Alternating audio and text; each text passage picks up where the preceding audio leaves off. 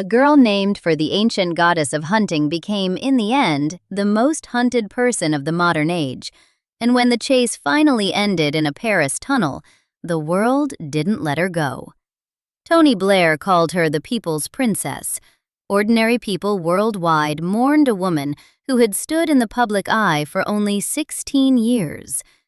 This is how Lady Diana Spencer rewrote what a royal could mean, and why we still argue over what destroyed her. Diana mattered because she fused unprecedented celebrity with visible vulnerability and hands-on charity, rewriting what a royal could mean to ordinary people, even as media siege, a collapsing marriage, and a Paris crash cut her life short at 36. Her name was Diana Frances Spencer. She was born on July 1, 1961, at Park House on the Sandringham estate in Norfolk, a house her family rented from Queen Elizabeth II herself. This is a crucial piece of the portrait. She wasn't a commoner elevated by romantic accident. Her father became the 8th Earl Spencer in 1975, moving the family from Park House to Althorpe, the Spencer seat in Northamptonshire. Her grandmothers had served as ladies-in-waiting to Queen Elizabeth, the Queen Mother. She was aristocratic, connected, and understood the weight of that world from childhood. What disrupted that world was her family's disintegration. Her parents, John Spencer and Frances Roche, separated when Diana was 6 and divorced when she was 7 or 8. The custody battle was bitter.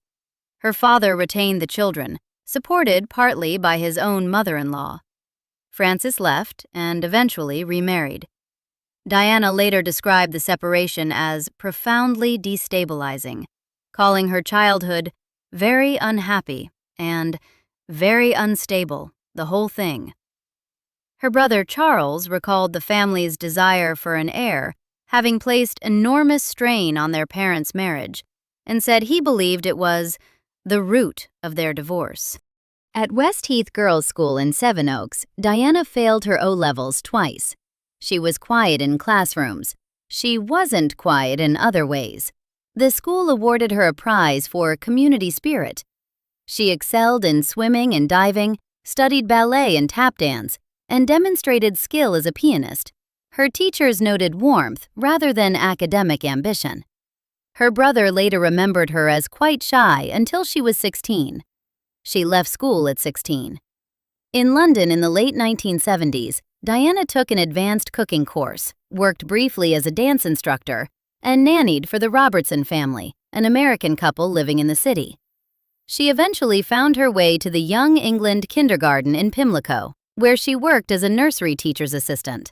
Archival photographs from January 1981 show Lady Diana Spencer sitting in a nursery chair, surrounded by small children, who had no reason to think their young helper was about to become one of the most photographed women on Earth. She was still that young woman when she became the most photographed face in Britain. The press had already begun watching before the engagement was public. From the moment Charles showed serious interest in Diana, photographers waited outside the nursery. The school's staff recalled the kindergarten feeling under siege when the relationship first became known. She had not yet entered the royal family, and the cameras were already closing in. That pattern would define the next 16 years.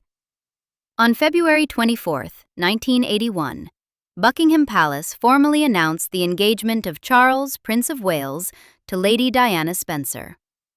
Diana was 19. Charles was 32. 13 years separated them.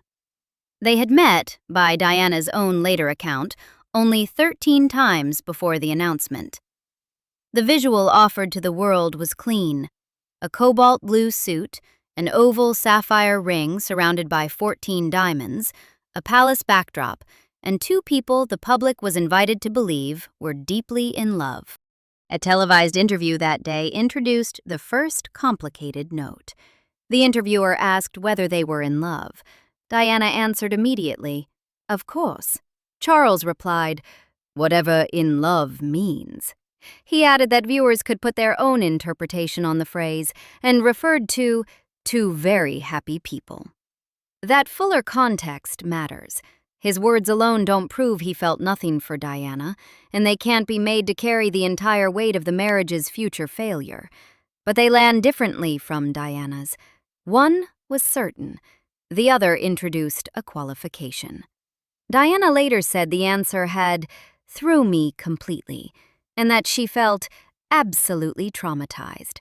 That is her retrospective account, not a window into Charles's intention. Still, the exchange is on film. The public heard both answers in the same moment, and millions of viewers have been hearing the gap between them ever since.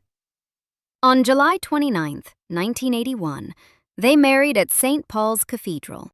The venue was chosen partly for its capacity. It could hold more people than Westminster Abbey, and the event had to be commensurate with the audience expecting it. The congregation numbered approximately 3,500 guests. Diana arrived in a glass coach, escorted by 6 mounted police officers. Her ivory silk taffeta dress was designed by David and Elizabeth Emanuel. An estimated 750 million television viewers watched across approximately 70 to 74 countries. Hundreds of thousands filled London's streets. The United Kingdom declared a national holiday. Around 600,000 spectators stood along the procession route from Clarence House to the cathedral. An estimated 10 million people across Britain participated in street parties. It was called the Wedding of the Century because of its scale, its global reach, and the hunger the public and press had built around it for months. Britain was emerging from years of economic hardship, with unemployment at levels one royal correspondent described as almost unimaginable. Against that backdrop, a fairy tale wedding was something the media and the public had constructed together.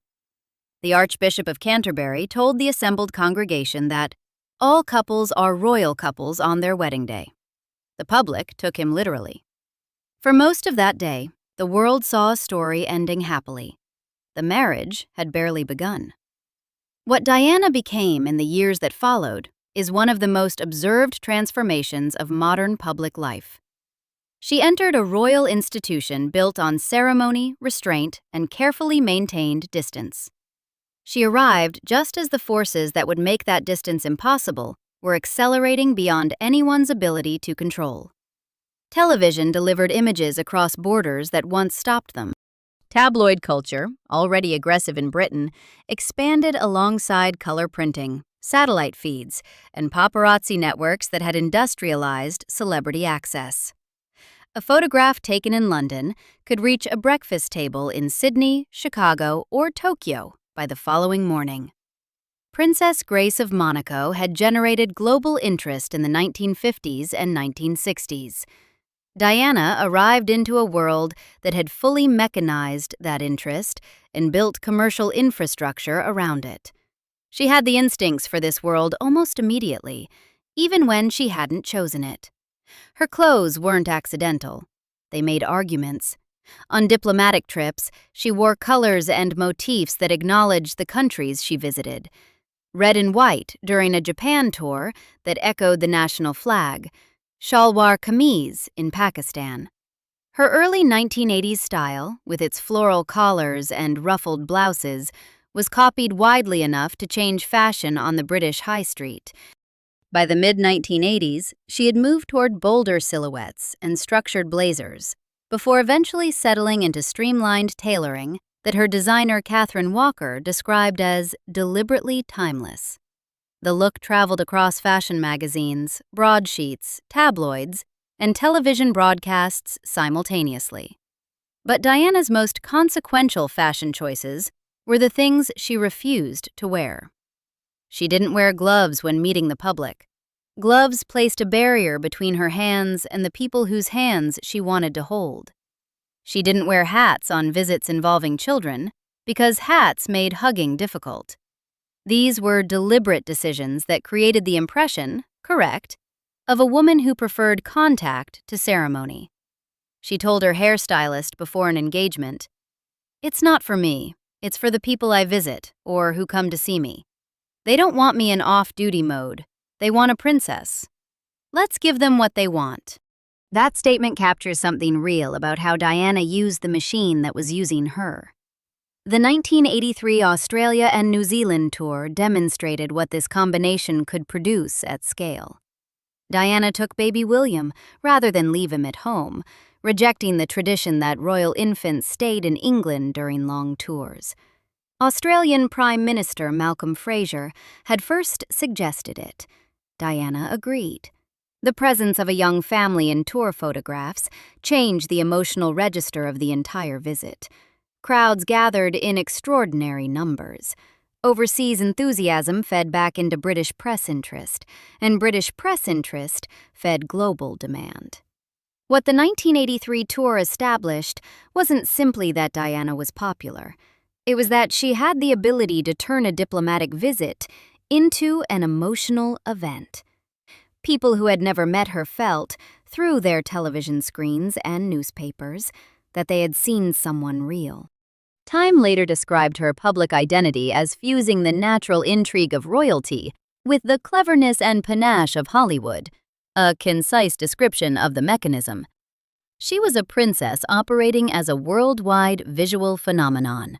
Fashion magazines, tabloid newspapers, television programs, and celebrity photographers all competed for access to her image. The commercial ecosystem around Diana was vast enough to develop its own cultural name, the Diana industry. Handbags she carried were renamed after her, the Lady Dior, the Gucci Diana.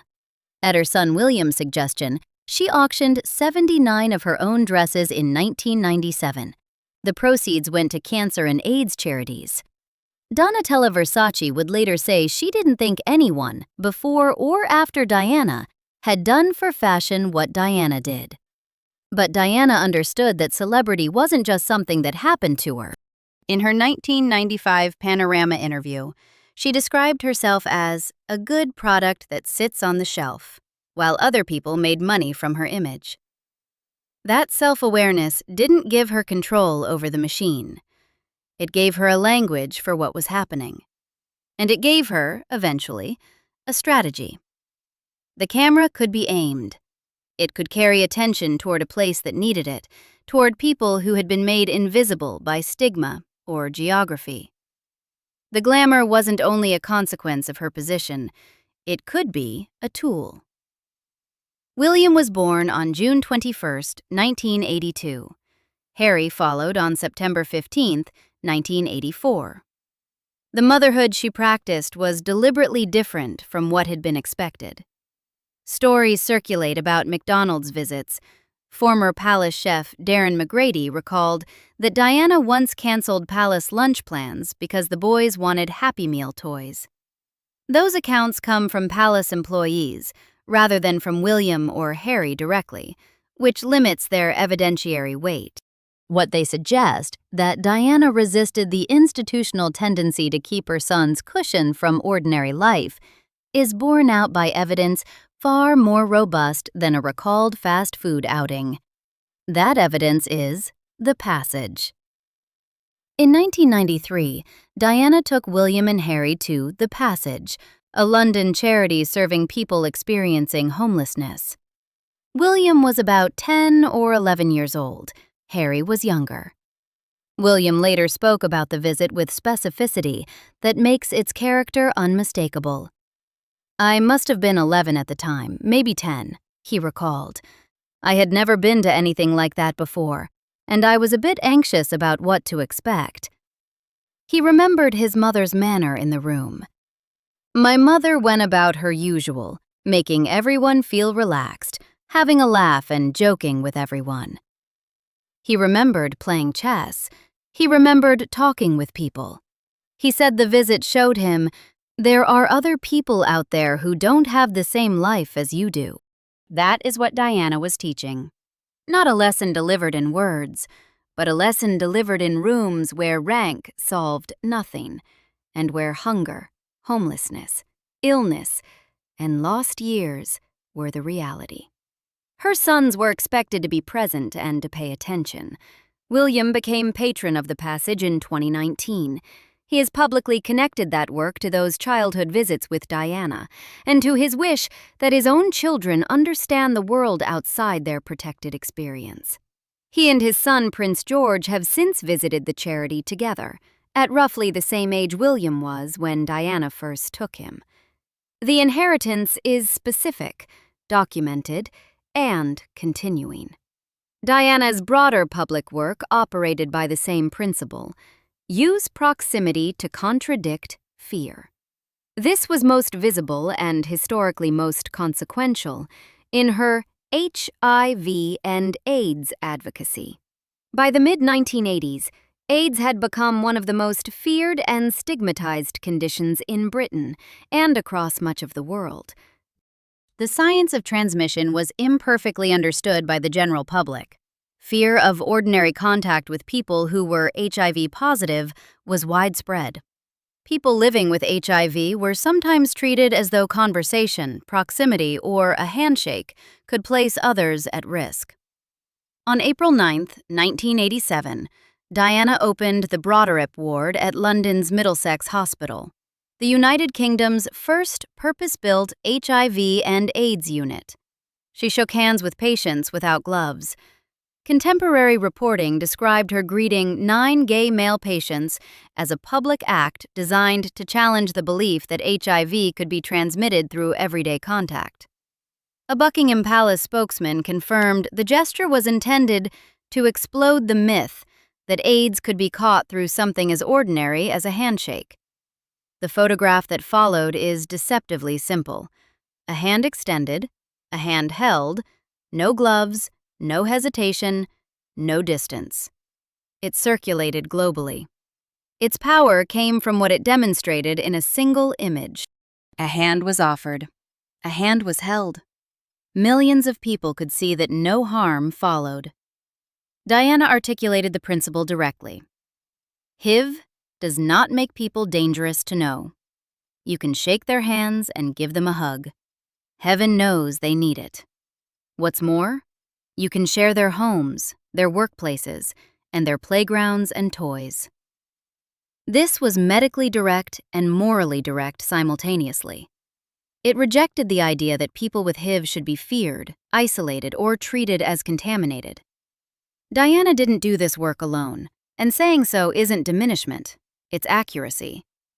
Activists, nurses, doctors, volunteers, and people living with HIV had been fighting this stigma long before Diana walked into that ward.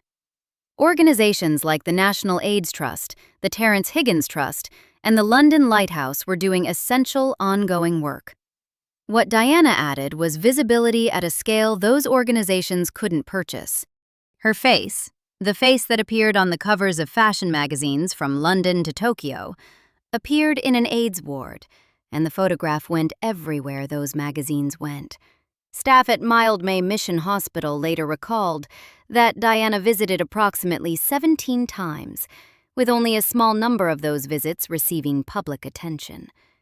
In 1989, she traveled to Harlem Hospital Center in New York and was photographed hugging children living with AIDS. Dr. Margaret Hegarty, the hospital's pediatric director, said the visit showed that people with AIDS could be hugged and cared for, and that seeing Diana do it was different from hearing a health worker say so. She remained patron of the National AIDS Trust through her marriage, through separation, and through divorce. Her advocacy didn't cease when the press found other angles. The same method, physical contact as a public act of destigmatization, defined her leprosy work. Leprosy had carried cultural and religious associations with contamination for centuries.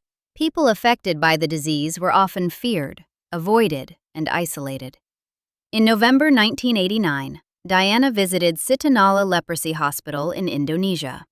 She touched people affected by leprosy in full view of photographers. Around 1990, she became patron of the leprosy mission, retaining that patronage until her death. Her visits continued. In February 1992, she spent about 30 minutes at a leprosy mission hospital in Calcutta, shaking hands with patients. In March 1993, at Anandaban Hospital near Kathmandu in Nepal, She sat on patients' beds, held hands, and was photographed touching a bandaged limb affected by the disease. Her own explanation, given in 1996, was precise. "It has always been my concern to touch people with leprosy, trying to show in a simple action that they aren't reviled, nor are we repulsed." The leprosy mission described a Diana effect, an increase in people seeking treatment following her visits, as stigma became slightly less paralyzing to navigate. That is institutional testimony rather than a quantified population study. But it names something real. Visibility at Diana's scale could shift the emotional environment around a disease. Here is what that means in practice. The same face that put her on fashion covers made the face of a leprosy patient visible as a human being to audiences who had never considered either. By January 1997, Diana had turned that mechanism toward landmines. She traveled to Huambo, Angola, with the British Red Cross and the Halo Trust, the demining organization. She wore protective equipment, visor, flak jacket, protective boots, and walked along a clearly marked, recently cleared lane through a mine-affected area. The visual accuracy matters. She didn't walk freely through uncleared ground. The lane had been marked and cleared by Halo Trust teams. Active mines remained in the surrounding terrain. That accuracy makes the image stronger rather than weaker. She was standing inside the consequences of a weapon that could remain in the earth years after a war moved on. Anti-personnel mines didn't distinguish soldiers from children. They didn't stop killing when a ceasefire was signed. They activated under footsteps on a path someone had walked 1,000 times before. In Angola, Diana cited the scale in her own speech. 15 million landmines in a country with a population of roughly 10 million people. Survivors needed prosthetics, surgery, rehabilitation, and years of support that most mine-affected communities couldn't access. The photographs of Diana in the protective visor, walking through cleared ground in Angola, traveled to every major newspaper and broadcast outlet in the world. British officials flinched. Junior Defense Minister Earl Howe called her a loose cannon. The government was cautious about a global landmine ban, and a princess walking through the consequences of mines wasn't compatible with that caution. Diana refused the political identity others tried to impose on her. "I saw the political furor merely as a distraction," she said in Angola, "because I'm not a political figure. I am a humanitarian figure, and always have been, and always will be." That claim didn't make landmines a politically neutral question. Banning a weapons system involved governments, militaries, treaty negotiations, and security interests. But Diana understood that entering partisan debate directly would narrow her ability to speak for the human cost. She positioned herself beside survivors rather than beside negotiators. At a landmines seminar in London on June 12, 1997, at the Royal Geographical Society, she said, "That is why I felt drawn to this human tragedy. That is why I wanted to play my part in working towards a worldwide ban on these weapons." In August 1997, she traveled to Bosnia, met landmine survivors and rehabilitation workers, and continued her public support for the ban campaign. On December 3rd that year, 3 months after her death, 122 states signed the Ottawa Treaty banning anti-personnel mines. The international campaign to ban landmines and its coordinator, Jody Williams, received the Nobel Peace Prize. Diana didn't negotiate the treaty or secure the signatures. She had provided visibility powerful enough to make a long-running campaign impossible for much of the world's public to ignore. Her work had become more focused, more independent, and more willing to enter difficult territory. At the same time, the marriage that had first delivered her to that public gaze had long since fallen into pieces. The deterioration didn't arrive as a single revelation. It accumulated through years of press reports, leaked telephone conversations, competing biographies, and separately staged public appearances. By 1987, 6 years into the marriage, newspapers had taken to calling Charles and Diana the Glums, a label for the visible discomfort they showed in each other's company on official engagements. In 1986, Charles resumed his relationship with Camilla Parker Bowles. That resumption is confirmed by Charles's own later public admission. The private sequence of estrangements and decisions that led to it belongs to a history that neither participant fully disclosed. Diana covertly cooperated with Andrew Morton's 1992 book, Diana, Her True Story, recorded on secret tapes that were released after her death. The book gave the public Diana's own account of the marriage and its cost.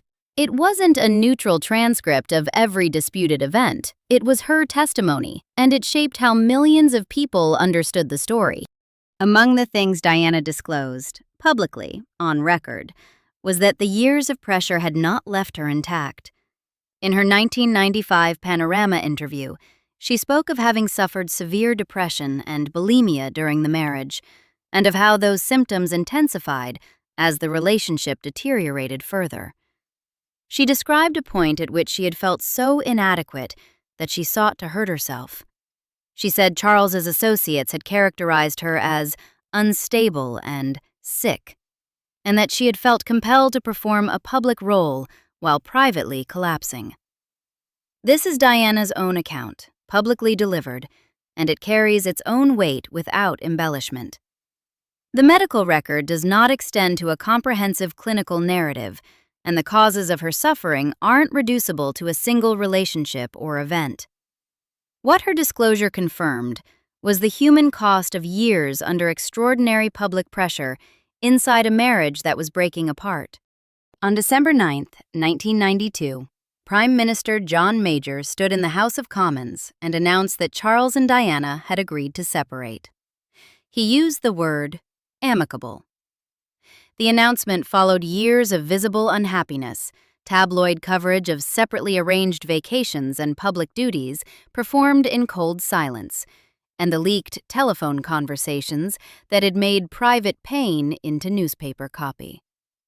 In 1994, Charles acknowledged in the Jonathan Dimbleby documentary that he had resumed his relationship with Camilla Parker Bowles after his marriage had irretrievably broken down.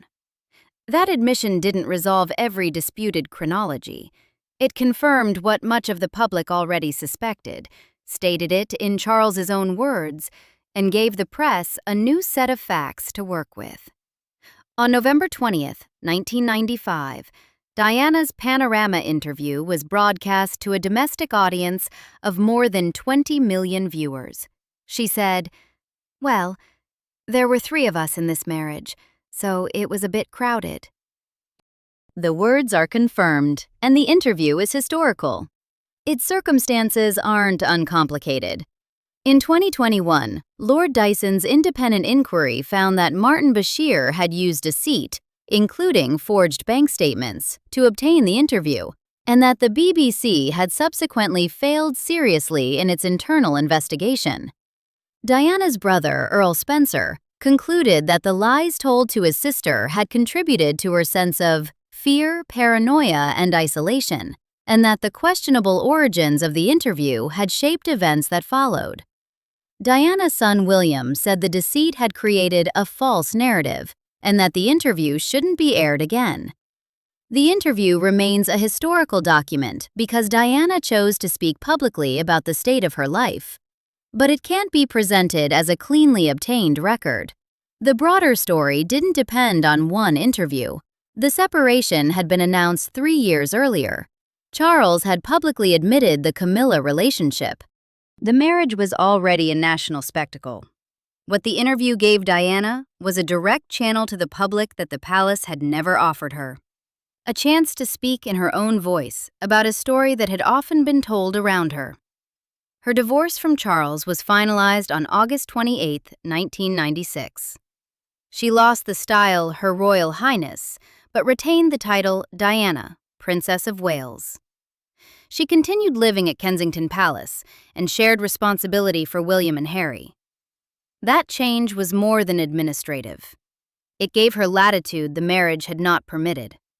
She reduced the number of charities she was formally associated with and concentrated on a smaller group: HIV and AIDS, leprosy, and landmines. She could make more independent decisions about where she traveled, whom she supported, and how publicly she moved through the world. The press interest didn't diminish with the royal title. Diana, free of a formal royal role, was, if anything, more accessible to the cameras. Unscheduled trips, personal relationships, private holidays, the aspects of life the palace had once partly managed now moved through an entirely open field.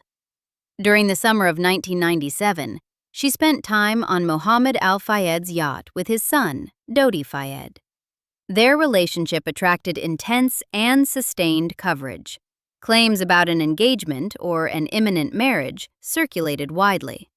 None of those claims were established by the official crash investigations, and they shouldn't be treated as facts. What is established is simpler and irreversible.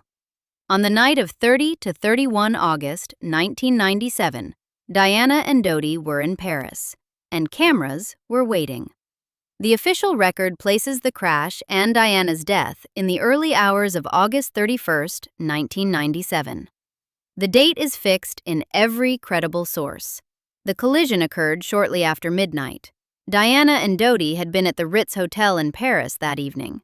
They left through the rear entrance in a Mercedes-Benz. Henri Paul, the Ritz's deputy head of security, drove. Trevor Rees-Jones, Dodi's bodyguard, was in the front passenger seat. Dodi and Diana sat in the rear. Their destination was Dodi's apartment. Paparazzi on motorcycles had followed the car from the Ritz. The Mercedes entered the Pont de l'Alma tunnel and struck the 13th pillar at high speed. Henri Paul and Dodi Fayed died at the scene. Trevor Rees-Jones survived with severe injuries. Diana was taken by emergency services to Pitié-Salpêtrière Hospital. At the hospital, surgeons found severe chest trauma, a tear to the left pulmonary vein, and massive internal bleeding. Diana died during treatment in the early hours of August 31, 1997. She was 36 years old. The French judicial investigation, concluded in 1999, found that Henri Paul had lost control of the vehicle at high speed while intoxicated. His blood alcohol level was above the French legal limit. The French inquiry ruled the crash an accident. Operation Paget, the Metropolitan Police inquiry into conspiracy claims, examined the available evidence thoroughly and concluded that credible evidence supported a tragic accident rather than a murder plot. It found no credible evidence that the royal family, MI6, or any state actor had ordered or orchestrated Diana's death. In April 2008, a British inquest jury returned a verdict of unlawful killing. The deaths resulted, the jury found, from grossly negligent driving by Henri Paul and by the drivers of pursuing vehicles. The inquest named several contributing factors: Henri Paul's alcohol impairment, the excessive speed of the Mercedes, the driving of vehicles pursuing it, and the absence of seatbelts worn by Diana and Dodi. The inquest didn't establish that photographers physically struck the car. It didn't find that paparazzi alone caused the crash. It didn't establish murder, but it established that the pursuing vehicles weren't innocent bystanders. Their driving contributed. That is why the argument over press responsibility has never been reducible to a legal verdict. The law can apportion gross negligence. It can't fully account for the economy that sent photographers on motorcycles after Diana's car that night in Paris. The publications that bought those photographs, the market that made pursuit commercially rational, the years of coverage that had turned Diana's movement through the world into a resource. After her death, the condemnation took moral form. Anyone who had paid for intrusive and exploitative photographs of Diana, encouraging people to risk everything in pursuit of her image, had blood on his hands today. Those words weren't a legal finding. They were the articulation of grief and moral clarity that a court verdict couldn't satisfy. Diana herself had spoken about what the attention had become.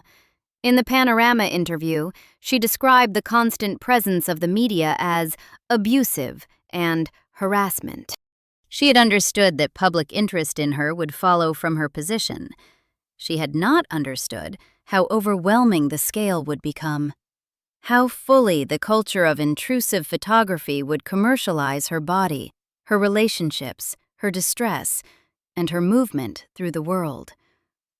The same media ecosystem that carried her handshake in an AIDS ward into millions of homes had also built an industry around photographing her through windows, following her in cars, and buying access to the details of her private life.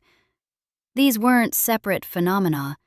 They were the same mechanism, aimed at the same face, generating two kinds of value simultaneously: the humanitarian image that redeemed the institution, and the intrusive image that sold the tabloid. This is the central paradox of Diana's life, visible long before the Paris tunnel. The cameras gave her reach she couldn't have manufactured alone. The culture of pursuit made safe movement through the world increasingly impossible. News of her death reached Britain on the morning of August 31st. Flowers began arriving at the gates of Kensington Palace almost immediately. By the following morning, thousands of bouquets lined the pavements.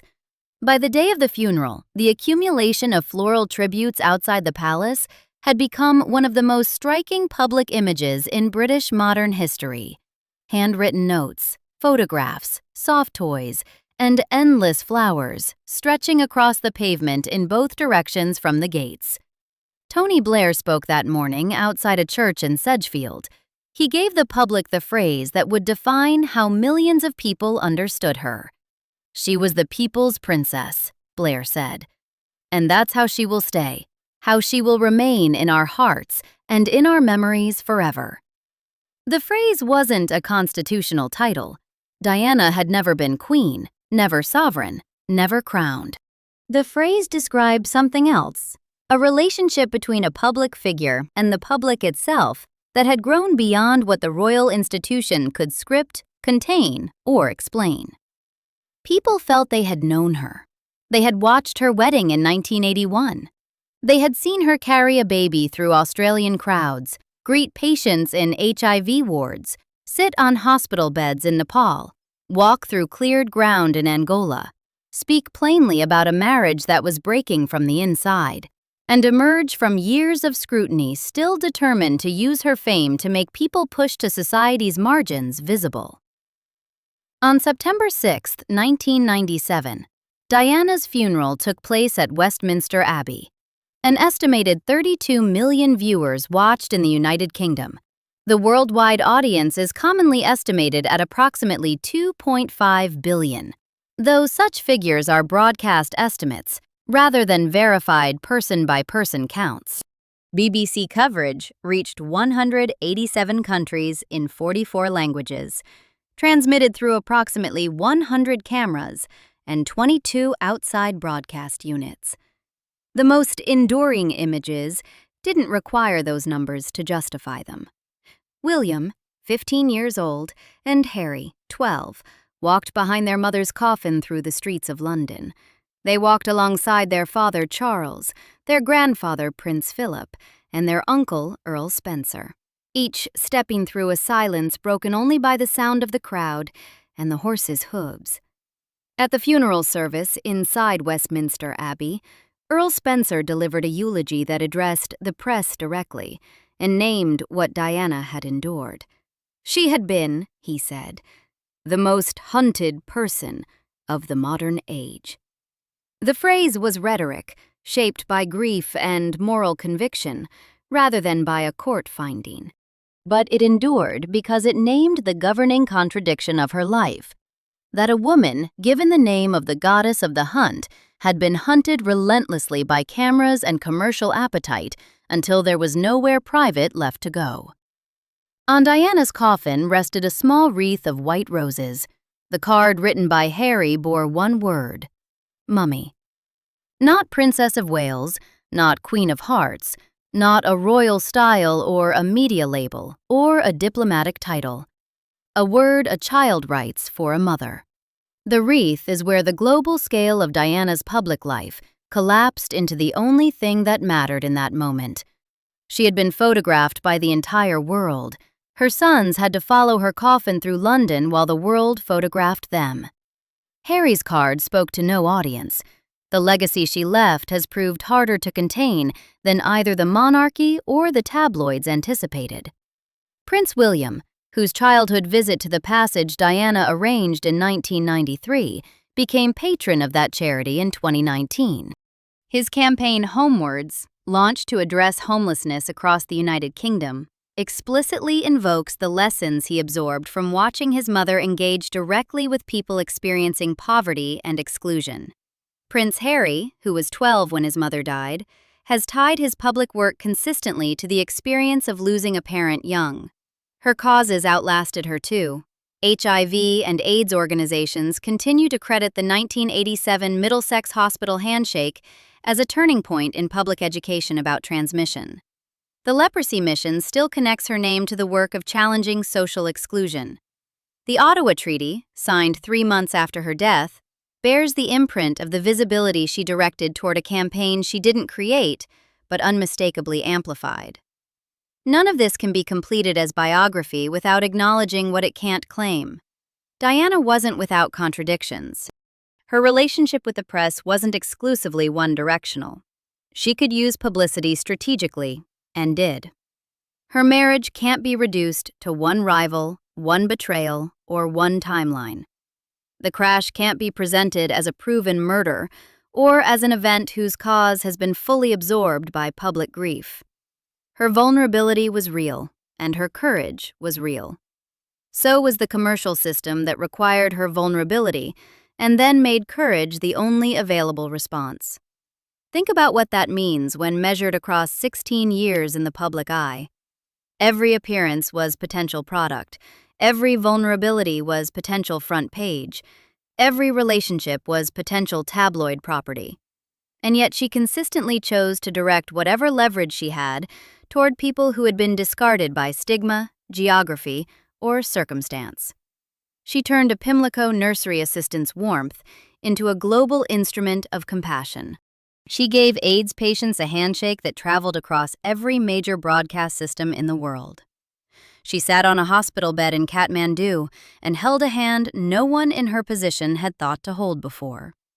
She walked through cleared ground in Angola and brought global visibility to an existing campaign that 122 states would later support by signing the Ottawa Treaty. And then, at 36, the car left the road in Paris. What the public made of her death couldn't be settled by French investigators or British inquest juries or metropolitan police reports. Grief does not require legal precision. The public's moral argument about the press, about the culture of pursuit, about what the industry of celebrity had cost one human life, that argument wasn't wrong because it preceded the evidence. It was an argument about what had already been visible for 16 years. Blair named it the People's Princess. Earl Spencer named what it had cost her, the most hunted person of the modern age. Those two phrases were always describing the same life. A card on a coffin, written by a child who had been to homeless shelters and AIDS hospitals, and whose mother had held the hands of people the world preferred not to touch. The cameras that crowded the streets of Paris couldn't photograph what that card meant, but the life behind it, the handshakes, the hospital beds, the cleared lane in Angola, the chess games with homeless strangers at the passage, the 750 million people who watched a wedding, the millions more who stood in the streets of London on a September morning to say goodbye. That life made the card legible to everyone who saw it. The public had claimed her, not as a royal adornment or a fashion event or a tabloid narrative, but as someone whose compassion had felt real because it was real, visible, physical, chosen, and costly. There will never be another like her. Not because the institution has changed or the questions about Paris have been resolved, but because the specific combination of her fame, her willingness to be present in places of suffering, and her insistence on touch as a form of public politics can't be engineered by institutional design. It required someone who chose it. 16 years. One handshake that helped humanize people living with HIV/AIDS and challenge stigma around ordinary contact. One card that read, Mummy.